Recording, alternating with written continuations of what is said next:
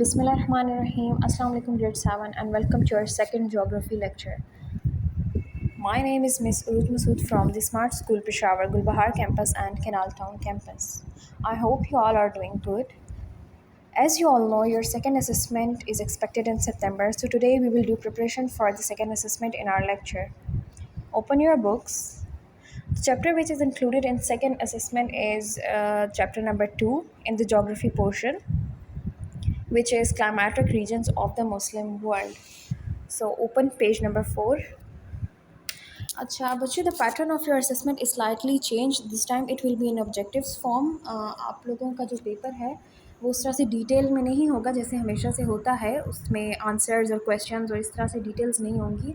आपका बड़ा सिंपल सा और क्लियर कट सा पेपर है. ऑब्जेक्टिव टाइप होगा. उसमें आपके पास एमसीक्यूज़ होंगे या फिल इन द ब्लैंक्स होंगे या ट्रू फॉल्स हो सकते हैं या मैच द कॉलम्स हो सकते हैं या वन वर्ड आंसर्स हो सकते हैं. ठीक है, आपको स्टेटमेंट दी गई होगी, आपने उसमें से बताना होगा कि इस स्टेटमेंट में किसके बारे में बात की जा रही है. सो एक वन वर्ड आंसर जो होते हैं क्लियर कट, उस तरह से आप लोगों का पेपर होगा. उसमें कोई इतनी डिटेल्स वगैरह नहीं है. सो आप लोगों का जो चैप्टर है वो ये climatic regions of the Muslim world आ रहा है असेसमेंट में. सो हम इसको रीड करेंगे. मैं आप लोगों को थोड़ा एक्सप्लेन करूँगी और फिर हम इस चैप्टर में से जो है तो अपने लिए एमसीक्यूज़ बनाएंगे. ठीक है बच्चे, आप लोगों ने ख़ुद भी बनाने हैं. अपने पास जो है तो वो हाइलाइटर या पेंसिल रखें.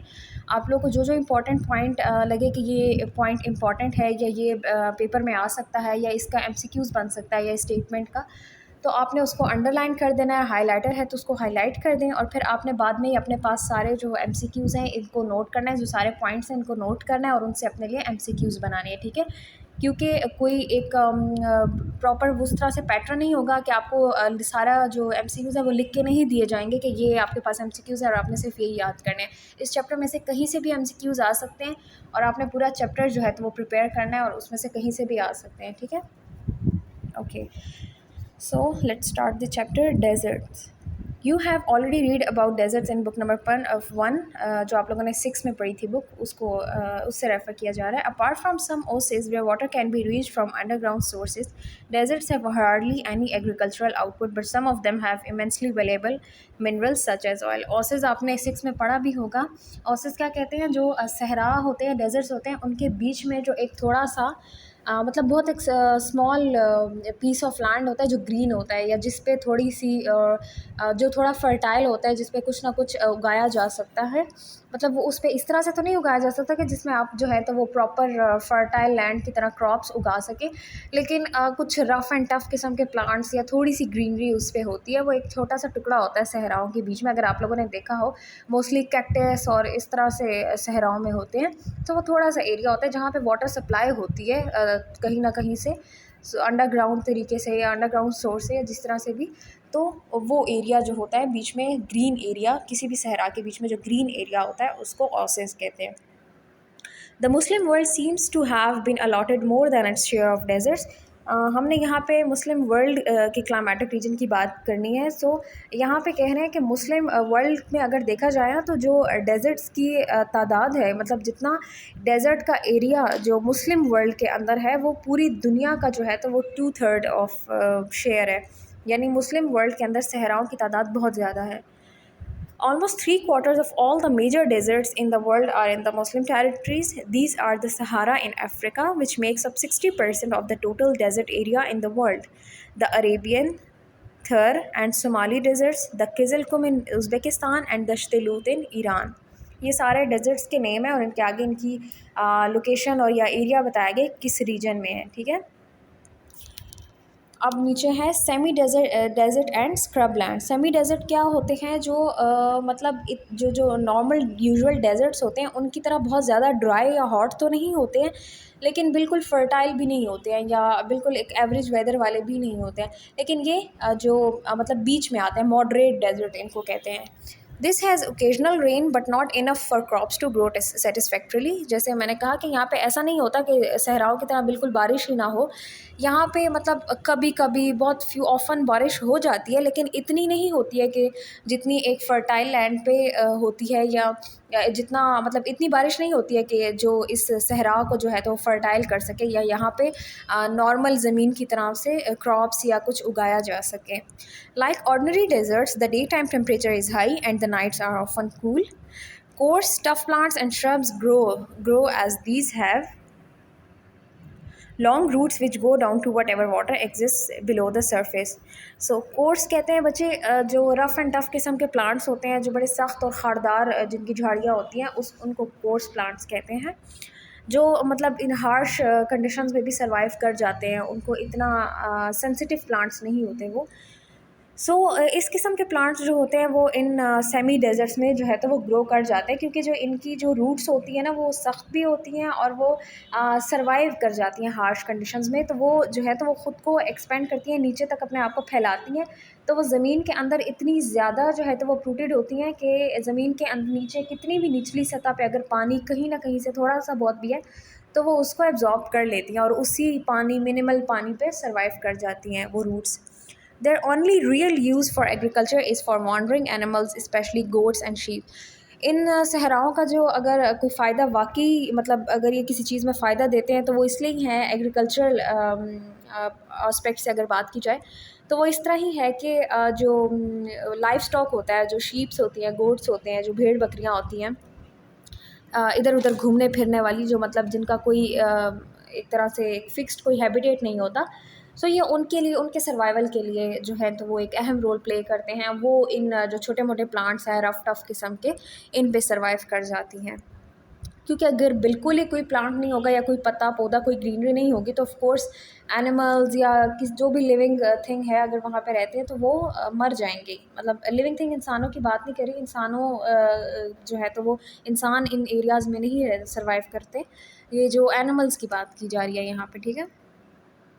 These are valuable for Pakistan because these hardy animals give hard, tough wool which is excellent for making carpets. सो इन ये डेज़र्ट जो हैं तो वो सिर्फ मतलब इन शीप्स और गोट्स वगैरह के सर्वाइवल के लिए जो है तो वो इम्पोर्टेंस रखते हैं, लेकिन ये चीज़ भी पाकिस्तान के लिए बहुत वैल्यूएबल है, कीमती है कि वो इन चीज़ों को सर्वाइव करने में हेल्प करते हैं। क्योंकि यही जो रफ़ एंड टफ़ किस्म के एनिमल्स हैं जो इन हार्श कंडीशंस में और इन हार्श क्लाइमेट में जो है तो सर्वाइव करते हैं, तो यही एनिमल्स जो है तो वो वूल प्रोवाइड करते हैं, जो इनके ऊपर जो ऊन होती है ये प्रोवाइड करते हैं, जिससे जो है तो फिर बहुत मज़बूत किस्म के कारपेट्स बनाए जाते हैं, फिर उनको एक्सपोर्ट किया जाता है। सो ये एक तरह से एक स्मॉल लेवल पे कह लें या एक तरह से एक इंडस्ट्री है, ठीक है। Parts of western Pakistan are semi desert. तो जो पाकिस्तान का जो वेस्टर्न एरिया है वहाँ पे सेमी डेजर्ट्स ज़्यादा हैं। अब देखिए ये पॉइंट भी इम्पॉर्टेंट है, ये भी आप लोगों के ब्लैंक्स में आ सकता है कि कौन सा ये जो पाकिस्तान की किस एरिया में जो है तो वो सेमी डेजर्ट्स जो है तो वो पाए जाते हैं।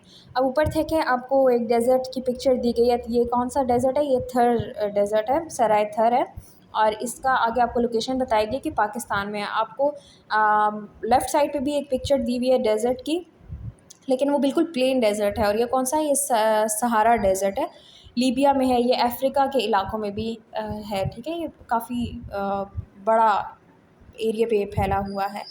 सो आप लोगों को ये जो पॉइंट्स हैं ना, ये छोटे-छोटे ये पॉइंट्स भी आ सकते हैं आप लोगों के पेपर में कि थर्ड डेज़र्ट जो है तो वो कहाँ पे लोकेट करता है या कहाँ पे सिचुएटेड है। सो आप लोगों ने ये जो छोटे-छोटे पॉइंट्स हैं इनको नोट करना है, इनको हाइलाइट करें अपने पास, और आप लोगों ने इनसे ही इसी चैप्टर में से इन्हीं पॉइंट से प्रिपेयर करना है अपना पेपर।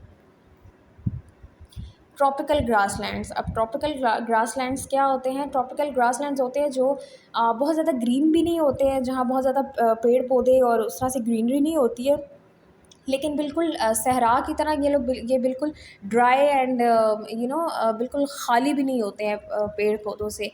ये बीच का ज़रा इनका होता है, मतलब थोड़ी इन पे थोड़ी ड्राई और वेट जो है तो वो ग्रास होती है, थोड़ी झाड़ियाँ टाइप की ये होती हैं। आपको ऊपर पिक्चर दी हुई है, ये देखिए जहाँ पे ये ऑस्ट्रिच की पिक्चर है, और ये गोल्डन और येलोइश उसमें ये ग्रास है, बड़ी लंबी लंबी झाड़ियाँ हैं। These are usually found between the desert and the tropical forest, ठीक है। ये सहराओं और ट्रॉपिकल फॉरेस्ट जो होते हैं, ट्रॉपिकल फॉरेस्ट होते हैं रेन फॉरेस्ट होते हैं, जहाँ पे साल के 12 महीने बारिशें रहती हैं और वो काफ़ी ग्रीन होते हैं। तो ये ना उस तरह से होते हैं बिल्कुल कि बहुत ज़्यादा फर्टाइल हों और ग्रीन रहें और बारिशें यहाँ पे हर वक़्त होती रहें, और ना ही बिल्कुल सहरा की तरह खुश्क होते हैं। ये बीच के होते हैं। They are warm throughout the year but have only a small amount of rain 500 to 1500 millimetre which falls between April and September in the northern hemisphere. So ये वैसे तो सारा साल गर्म रहते हैं, क्योंकि आप उनकी अगर ऊपर पिक्चर में अगर आप देखें भी तो उसको उसकी लुक से ही लगता है कि ये थोड़ा ख़िज़ां वाली लुक देता है, येलोइश और सूखा हुआ ड्राई रहता है थोड़ा, तो थोड़ा वार्म भी रहता है क्योंकि बारिशें बहुत कम होती हैं। अप्रॉक्सीमेटली पूरे साल में यहाँ पे 500 से 1500 मिलीमीटर तक बारिश होती है, और वो भी किस स्पैन में होती है, वो भी अप्रैल से सितंबर के बीच के में कुछ होती है, जिसको जो थोड़ा स्प्रिंग सीज़न में आता है। सो ये इसमें बारिशें होती हैं, अगर थोड़ा बहुत ये जो 500 टू 1500 मिलीमीटर होती भी हैं तो। They have scattered trees and bushes and long grass which dies down in the long dry season. इसमें बुशेस झाड़ियाँ होती हैं, लंबी लंबी घास होती है। जैसे आप लोगों ने अगर गंदम की फसल देखी हो तो वो जिस तरह से गंदम या चावल की जो फसल होती है वो खड़ी खड़ी नहीं होती, उस तरह से इसकी झाड़ियाँ होती हैं, लंबी लंबी झाड़ियाँ खड़ी हुई। लेकिन वो भी जब ऑटम आता है या ड्राई सीज़न आता है, जब ख़िज़ां का टाइम आता है, तो वो भी जो है तो वो झाड़ियाँ भी गिर जाती हैं। In Africa, such grasslands are home to many game animals, buffaloes, zebras, giraffes, elephants, rhinos, lions, and tigers, and have a flourishing tourist industry with hundreds of thousands of people going on safaris to watch the animals.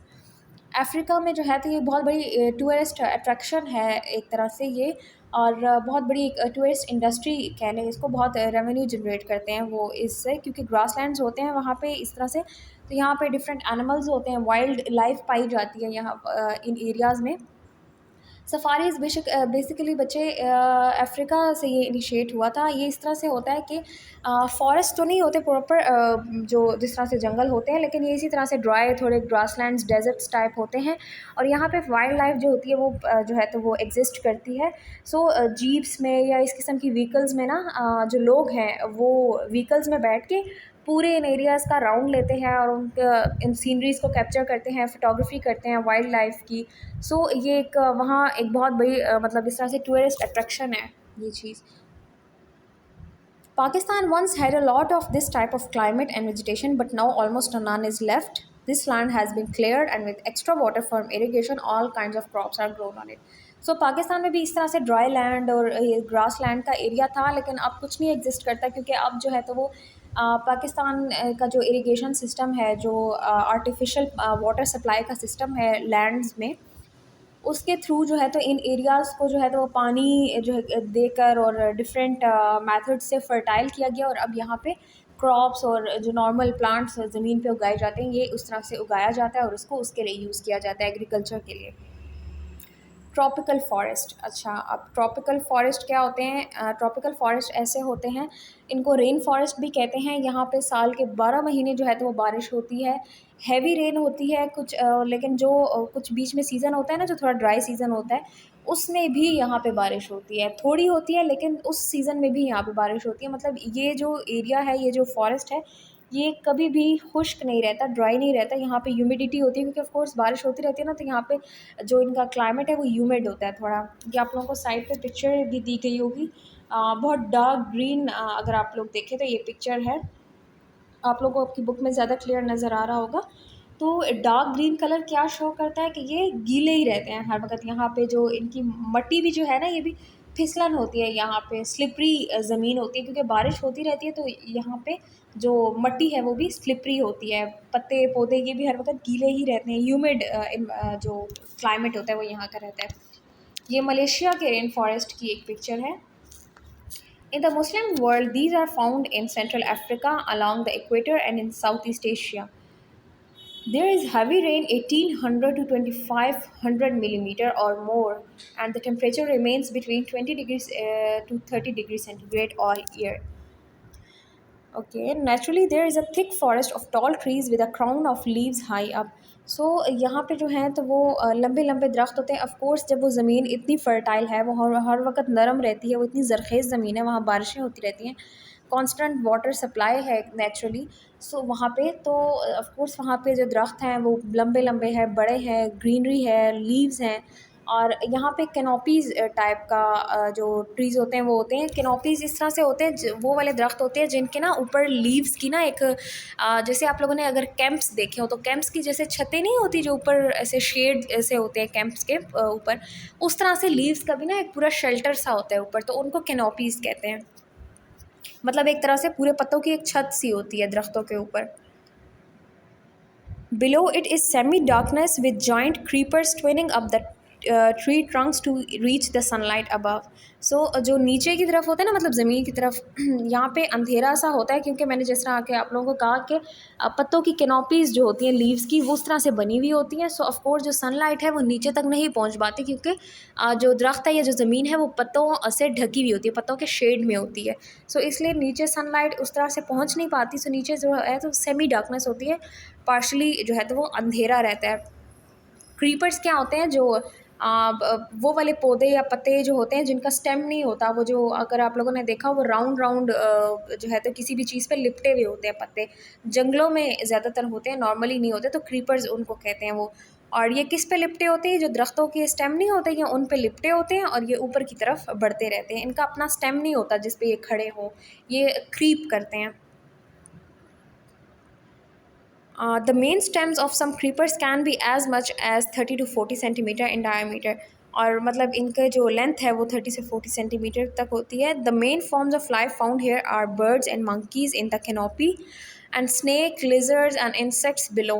So जो canopies होती हैं ऊपर leaves की, उनमें क्या पाए जाते हैं, या monkeys होते हैं या birds होते हैं डिफरेंट, और जो नीचे ज़मीन का एरिया होता है वहाँ पे स्नैक्स होते हैं, लिजर्ड्स होते हैं या इंसेक्ट्स होते हैं। Much of the forest is very valuable for timber such as teak and other hardwoods. मतलब यहाँ पे जो टिम्बर कहते हैं लकड़ी को, जो लकड़ी इस्तेमाल होती है फर्नीचर वगैरह में भी, ठीक है। सो ये फॉरेस्ट जो है तो ये किस चीज़ के लिए बड़े फ़ायदेमंद होते हैं, क्योंकि इनकी जो लकड़ी है वो बड़ी यूज़ की होती है।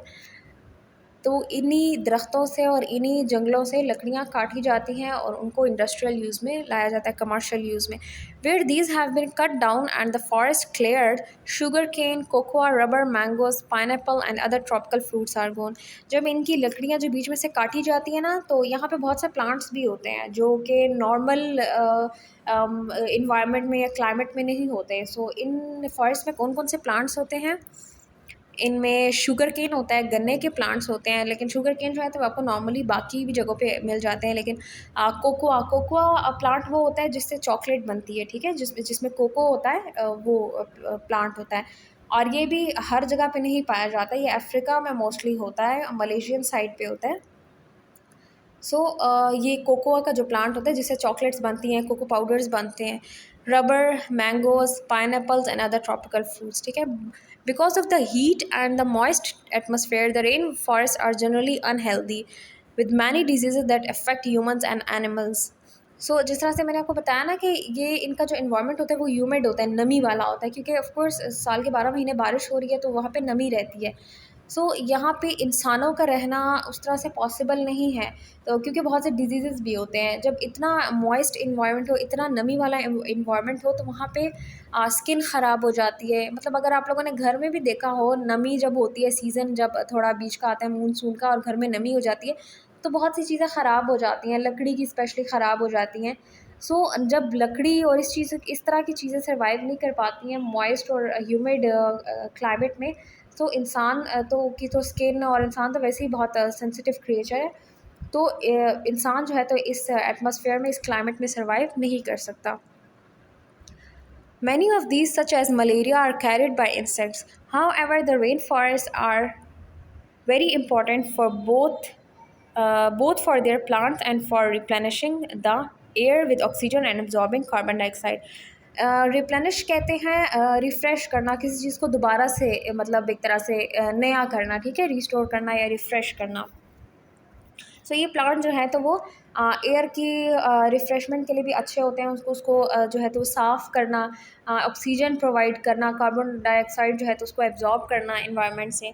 Although not in the Muslim world, the great Amazon forest in South America is believe to supply half the world's atmosphere with oxygen. जो अमेज़न फॉरेस्ट है, अगर आप लोगों ने सुना भी होगा, लास्ट ईयर अमेज़न के जंगलों में आग लग गई थी और वो काफ़ी ज़्यादा फैल गई थी। ये कहाँ पे है, ये साउथ अमेरिका में है और अमेज़न फॉरेस्ट का बहुत बड़े एरिए पे जो है तो वो फैला हुआ है। तो वो पाकिस्तान नहीं, सॉरी, दुनिया में जो है तो वो हाफ़ ऑक्सीजन जो पूरी दुनिया में सप्लाई होती है वो अमेज़न के जंगलों से वहाँ से सप्लाई होती है। टेम्परेट डेज़र्ट्स, अब टेम्परेट डेज़र्ट्स क्या होते हैं, जो मॉडरेट डेज़र्ट्स होते हैं, ठीक है। These are dry lands getting 50 to 300 millimeter rain a year but not as warm as the hot desert. In the Muslim world, most of Iran, Afghanistan, the Central Asian states, and parts of Pakistan belong to this climatic region. Naturally, they have small trees, especially acacia and cassia, with many coarse plants and grasses. Coarse plants क्या होते हैं, जो मैंने आप लोगों को पहले भी बताया, रफ एंड टफ किस्म के प्लांट्स होते हैं जो हार्श कंडीशंस में भी सर्वाइव कर जाते हैं, जो इतने सेंसिटिव नहीं होते. Traditionally, these lands have been the regions of nomadic peoples with their herds of animals. Nomadic क्या होते हैं, नोमैडिक होते हैं जो जिनकी कोई फिक्स्ड हैबिटेट नहीं होता, रहने की जगह नहीं होती है, वो एक जगह से दूसरी जगह पे मूव करते रहते हैं और जिस जगह पे जाते हैं वो वहीं अपना घर बना लेते हैं, उसी को ज़मीन को उसी जगह को अपना घर बना लेते हैं, वहाँ पे रहते हैं, फिर कुछ टाइम बाद जो है तो वो मूव कर जाते हैं. गर्मियों में वो थोड़े ठंडे इलाके में मूव कर जाते हैं और जब बहुत ज़्यादा सर्दी आती है तो वो थोड़े गर्म इलाके में मूव कर जाते हैं, जो अपने सर्वाइवल के लिए जो है तो वो घूमते रहते हैं. और हर्ड्स क्या कहते हैं, हर्ड्स ऑफ एनिमल्स यानी जो झुंड होता है अपने, ऑफ कोर्स इनका एक फिक्स्ड हैबिटेट नहीं होता, तो इनका एक स्टेबल इकोनॉमिक अर्निंग सिस्टम भी नहीं होता इनका. ये जो है तो इनका लाइफ स्टॉक होता है, इनके पास भेड़ बकरियां होती हैं, मवेशी वगैरह होते हैं जिन पे इनकी गुजर बसर होती है. ये अपना जो माल मवेशी अपने एनिमल्स हैं इनको साथ लेकर मूव करते हैं. Today, with much irrigation and fertilizer, many are growing reasonable crops. Uzbekistan, the whole of which is temperate desert, is the fifth largest cotton growing state in the world. Which is the fifth largest cotton growing state?